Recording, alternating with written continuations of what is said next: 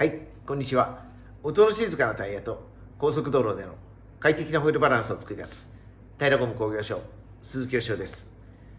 今日は2024年1月7日日曜日です。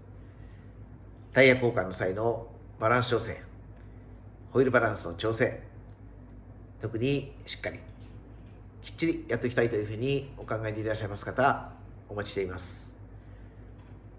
お気軽にお問い合わせいただきたいと思います。店舗の LINE を用意しています。こちらの LINE の方でお待ちしています。